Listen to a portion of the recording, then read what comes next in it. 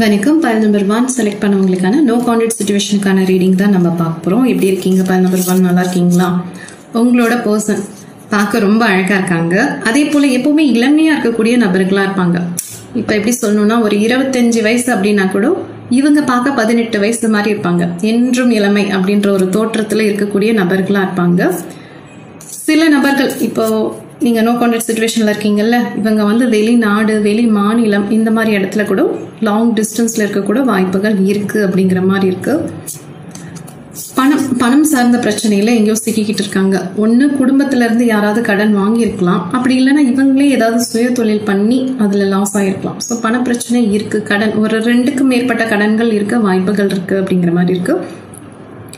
இவங்க எப்படின்னா கொஞ்சம் சுயநலம் கலந்த நபர்களாக இருப்பாங்க. எப்போவுமே தான் குடும்பம் அப்படின்னு கொஞ்சம் அதிகமாக கவனம் கொடுத்து பார்த்துப்பாங்க. பட் அந்த குடும்பத்தில் இருக்கவங்க வந்து இவங்களை கவனிப்பாங்களான்னு கேட்டால் இல்லை, இவங்களோட பணம் சார்ந்து தான் பார்ப்பாங்க அப்படிங்கிற மாதிரி இருக்குது. இருந்தாலும் இவங்க வந்து என்னோட ஃபேமிலின்னு சொல்லி எப்போவுமே அதை விட்டு கொடுக்காத நபர்களாக இருப்பாங்க.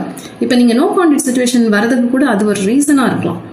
ஸோ இவங்க தான் வந்து உங்களை வேண்டாம் அப்படின்ற மாதிரி போயிருப்பாங்க அப்படிங்கிறது தான் இந்த கார்ட்ஸில் வந்த விஷயங்கள்.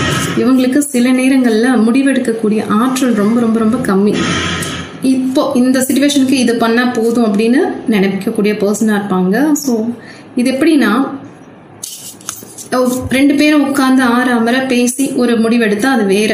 பட் இவங்க கொஞ்சம் சுயநலம் கலந்த நபர்னு நான் சொன்னேன் இல்லையா? ஸோ அந்தந்த சிச்சுவேஷனுக்கு இது இப்படி இருந்தால் போதும், அது அப்படி இருந்தால் போதும்னு அப்படி கழுவுற மீனில் நழுவுற மீனாக போகக்கூடிய நபர்களாக இருப்பாங்க. மறுபடியும் இவங்களை நீங்கள் மீட் பண்ணுவீங்களா, ரீயூனியன் ஆகுமான்னு கேட்டால் ரீயூனியன் ஆகுற மாதிரி கார்ட்ஸ் வரல. பட் மறுபடியும் இவங்க வந்து உங்ககிட்ட பேசக்கூடும் அப்படிங்கிற மாதிரி இருக்கு.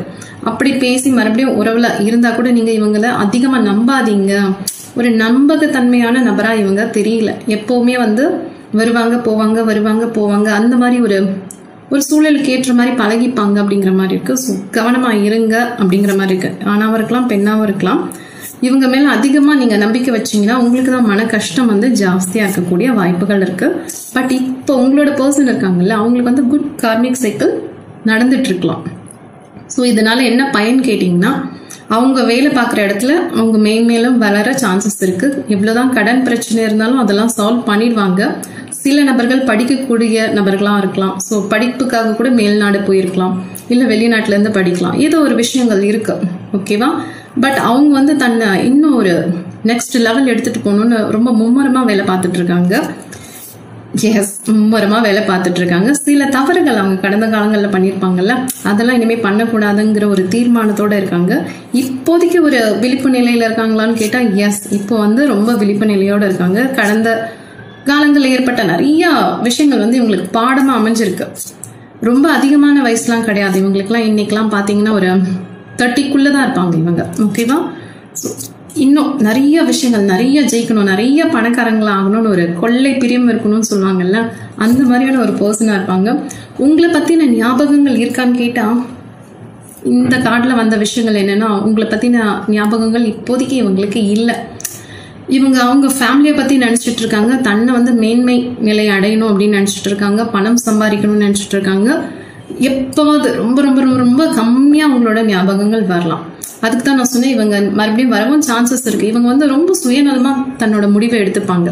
தனக்கு வேணும்னா வேணும், வேண்டான்னா வேண்டாம், அப்படி ஒரு அடமெண்ட் கேரக்டராக இருக்கக்கூடிய வாய்ப்புகள் இருக்குது.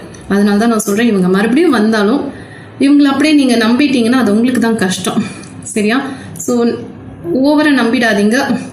ஏன்னா நீங்கள் அதிகமாக காதலிச்சிருக்கீங்க, அதிகமாக காயமும் பட்டிருக்கீங்க இந்த நபர்களால். ஸோ பார்த்துக்கோங்க, இந்த உறவு இதுதான் அப்படிங்கிற மாதிரி இருக்குது. ஸோ நீங்கள் சில முடிவுகள், சில தெளிவான விஷயங்கள் எல்லாம் இவங்க கிட்ட பேசி கேட்டு புரிஞ்சுக்கிட்டு நீங்கள் அதுக்கு அடுத்த ஒரு முடிவு எடுங்க. கண்மூடித்தனமாக எதையும் நம்பாதீங்க அப்படிங்கிற மாதிரி இருக்குது, ஓகேவா? நோ கான்டாக்ட் சிச்சுவேஷனில் தான் இருக்கீங்க. எப்போவாவது இவங்க கூட நீங்கள் தொலைபேசியில் பேசக்கூடும் அப்படிங்கிற மாதிரி இருக்குது. அப்போ கூட இவங்க சில விஷயங்களை மறைப்பாங்க உங்ககிட்ட அப்படிங்கிற மாதிரி இருக்கு. நீங்கள் வந்து ஒளிவு மறைவு இல்லாமல் எல்லா விஷயங்களும் இவங்க கிட்ட பேசுவீங்க. பட் இவங்க கிட்ட நிறைய விஷயங்கள் மறைக்கிற குணம் இருக்கு, சரியா? அதனால தான் நான் சொல்கிறேன், இவங்க திரும்பி வரவும் வாய்ப்புகள் இருக்கு. பட் அப்படியே வாய்ப்புகள் இருந்தாலும் அது ஒரு சுமூகமான உறவாக போகாது. ஒரு பிரச்சனை வரும், மறுபடியும் அவங்க போயிடுவாங்க. அந்த மாதிரி ஒரு கேரக்டராக இருக்கக்கூடிய வாய்ப்புகள் இருக்கு. ஒரு பிரச்சனைன்னு வந்து அதை ஃபேஸ் பண்ணி இதுதான் பிரச்சனை, இதுதான் அப்படின்னு சொல்லக்கூடிய நபர்கள் கிடையாது. எந்த ஒரு ப்ராப்ளம் வந்தாலும் ஓகே வேணாம் அப்படின்னு போயிட்டு கழட்டி விட்டுட்டு போற பர்சனா இருப்பாங்க. மறுபடியும் வருவாங்க, மறுபடியும் போவாங்க. இதே ஒரு வேலையா கூட வச்சிருக்க கூடும். பட் எந்த விதத்திலயும் இவங்க எப்படி தெரியுமா, தன்னை வந்து எங்கேயுமே நிலை நிறுத்திப்பாங்க. தன்னோட கல்வி பாதிக்காத அளவுக்கு, தன்னோட வேலை பாதிக்காத அளவுக்கு, தன்னோட குடும்பம் பாதிக்காத அளவுக்கு தன்னோட பொருளாதாரத்தை உயர்த்திக்கக்கூடிய நபர்களா இவங்க இருப்பாங்க. அந்த விதத்துல இவங்க வந்து புத்திசாலி தான். ஓகேவா? ஸோ பணம் சார்ந்து எங்கேயாவது ஏமாந்துருக்காங்களான்னு கேட்டா, பணம் சார்ந்து இவங்க சில நேரங்களில் ஏமாந்துருக்க கூடும். ஏதாவது ஒரு ஃப்ரெண்டை நம்பி ஏமாந்துருக்கலாம், இல்லை தொழில் சார்ந்து ஏதாவது சுய தொழில் பண்ணக்கூடி ஏமாந்து போயிருக்கலாம் அப்படிங்கிற மாதிரி இருக்கு. பட் மற்ற விஷயம்லாம் ரொம்ப ரொம்ப ரொம்ப ரொம்ப சமர்த்திவங்க. சரியா? ஸோ இவங்களை பத்தி இவ்வளவு விஷயங்கள் தான் தெரியுது. ஓகே, இது யாருக்கு பொருந்ததோ நீங்க எடுத்துக்கோங்க. நோ கான்டாக்ட் சிச்சுவேஷன்ல இருந்தாலும் இவங்க வந்து உங்களை அதிகமா மிஸ் பண்ணல அப்படிங்கிற மாதிரி தான் கார்ட்ஸ் வந்திருக்கு. ஓகேவா? நீங்க மிஸ் பண்ற அளவுக்கு இவங்க உங்களை மிஸ் பண்ணல.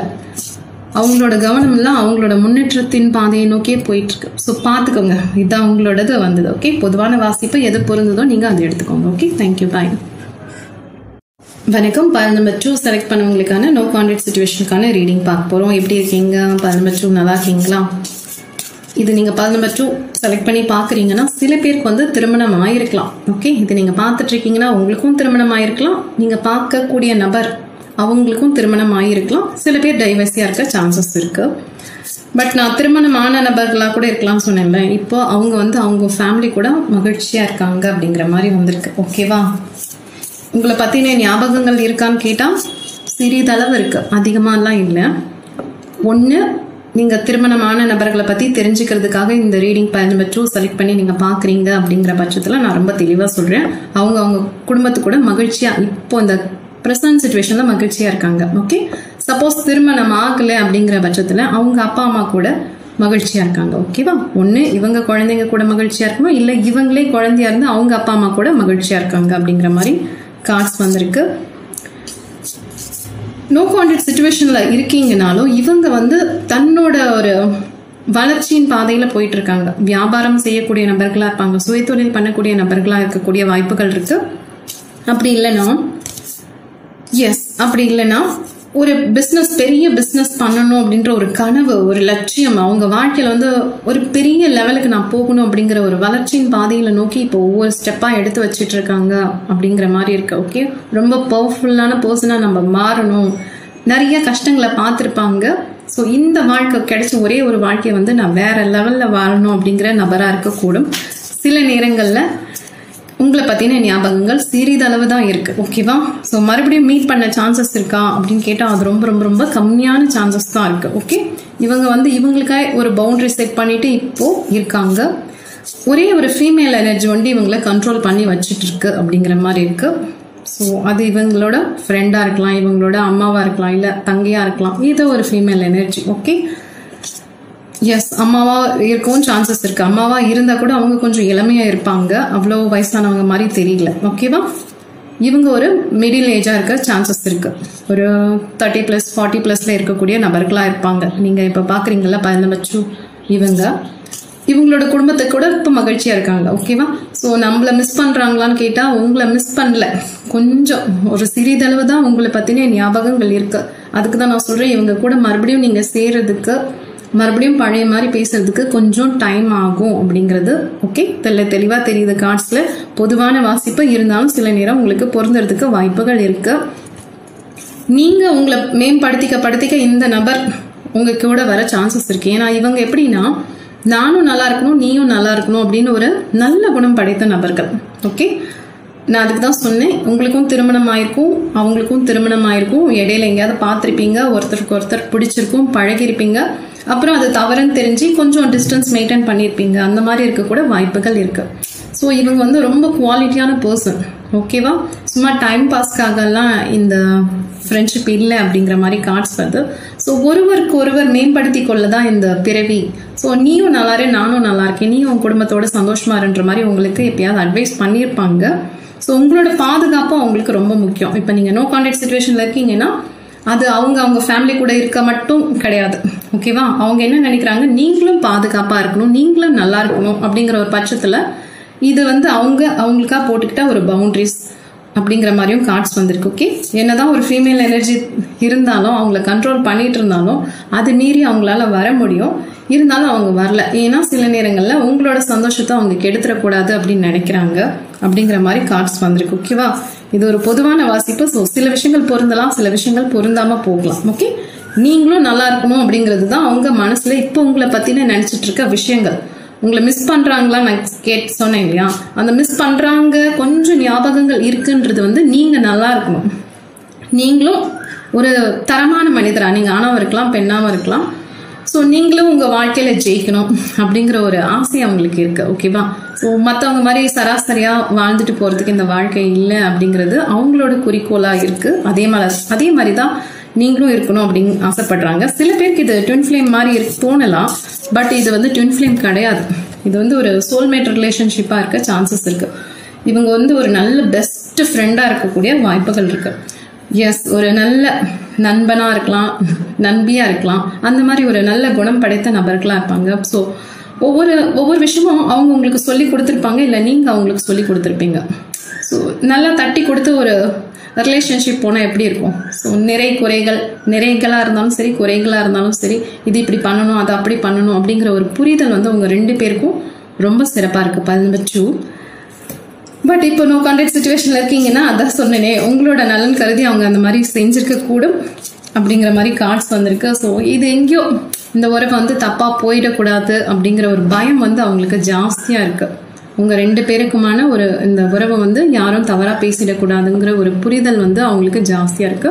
அதே நேரம் அவங்க குடும்பத்தை வந்து அவங்க அதிகமா நேசிக்கக்கூடிய நபர்களா இருப்பாங்க. இதற்காக தான் இந்த நோ கான்டாக்ட் சிச்சுவேஷன் ரீடிங். இப்போ நீங்க பார்த்துட்டு இருக்கீங்கன்னா உங்க மனசுக்கே நல்லா தெரியும், இந்த பர்சன் வந்து தவறான பர்சன் கிடையாது, நான் நல்லா இருக்கணும்னு நினைக்கக்கூடிய பர்சன் தான். பட் என்னால அவங்கள விட்டுட்டு இருக்க முடியல, அவங்க மட்டும் என்னை எப்படி விட்டுட்டு இருக்காங்க அப்படின்னு கேட்டா, அவங்க குடும்பத்தையும் அதிகமாக நேசிக்கிறாங்க. அதே நேரம் நீங்க நல்லா இருக்கணும்னு நினைக்கிறாங்க. ஸோ இதுதான் இந்த கார்ட்ஸ்ல வந்த விஷயங்கள். ஓகேவா, இந்த கார்டு பார்க்கும்போது என்ன வருது, எனக்கு என்ன ரெசனேட் ஆகுதுன்னு வச்சுதான் நான் உங்களுக்கு ரீடிங் சொல்றேன். இது சில பேருக்கு பொருந்தலாம், சில பேருக்கு பொருந்தாம போகலாம். ஓகேவா, தேங்க்யூ, பாய்.